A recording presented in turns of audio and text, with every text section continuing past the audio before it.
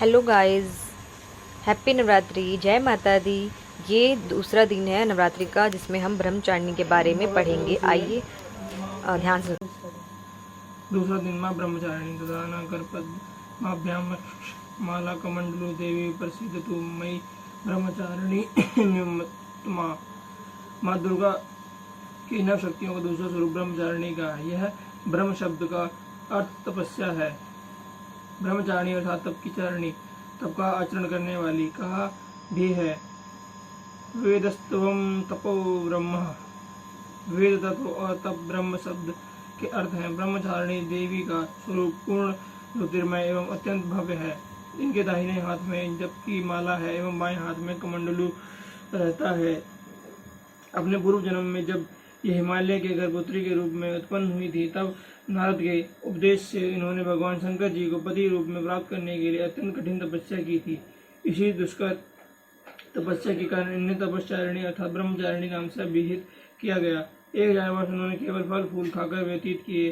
100 वर्षों तक केवल शाक पर निर्वाह किया। कुछ दिनों तक कठिन उपवास रखते हुए खुले आकाश के नीचे वर्षा एवं धूप के भयानक कष्ट से इस कठिन तपश्चर्या के पश्चात 3000 वर्षों तक केवल जमीन पर टूट कर गिरे हुए बेलपत्रों को खाकर वह हर निश्चय भगवान शंकर की आराधना करती थी। इसके बाद इन्होंने सूखे बेलपत्रों को भी खाना छोड़ दिया। कई हजार वर्षों तक निर्जल एवं आहार तपस्या करती रही। पत्तों वर्ण को भी खाना छोड़ देने के कारण उनका नाम अपर्णा भी पड़ गया।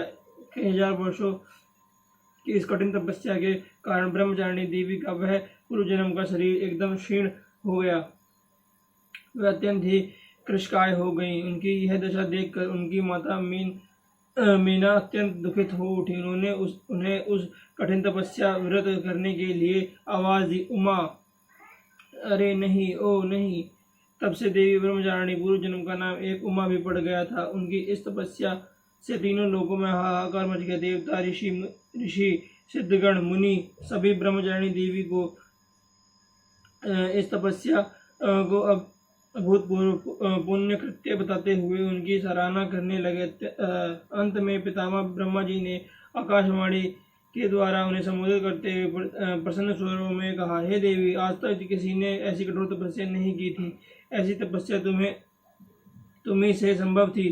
तुम्हारे इस अलौकिक कृत्य की चतुर्दिक सराहना हो रही है। तुम्हारी मनोकामना सर्वोत्भावेन परिपूर्ण होगी। भगवान चंद्र मौली शिव जी तुम्हें पति रूप में प्राप्त होंगे। अब तुम तपस्या से विरत होकर घर लौट जाओ। शीघ्र ही तुम्हारे पिता तुम्हें बुलाने आ रहे हैं। माँ दुर्गा जी का वह स्वरूप भक्तों और सिद्धों को अनंत फल देने वाला है। इनकी उपासना से मनुष्य में तप, त्याग, वैराग्य, सदाचार, संयम की वृद्धि होती है। जीवन के कठिन संघर्षों में भी ये गाइस हुआ था कि मेरे जीजू आ गए थे और नीचे कोई था नहीं, तो उन्हें चाबी चाहिए पाई थी, तो मुझे उठ के जाना पड़ा उनको चाबी देने। इसीलिए मैंने हाथ जोड़ के मैं माफी दूसरे दिन इन्हीं के रूप की उपासना की जाती है। इस दिन साधक का मन अधिष्ठान चक्र में स्थित होता है। इस चक्र में अवस्थित मन वाला योगी उनकी कृपा और भक्ति प्राप्त करता है। बोलो माँ ब्रह्मचारिणी की जय। मेरे हस्बैंड ने मेरा वेट भी नहीं किया, क्योंकि इसलिए नहीं किया क्योंकि उनको ऑफिस जाना था, बस, और कोई रीजन नहीं।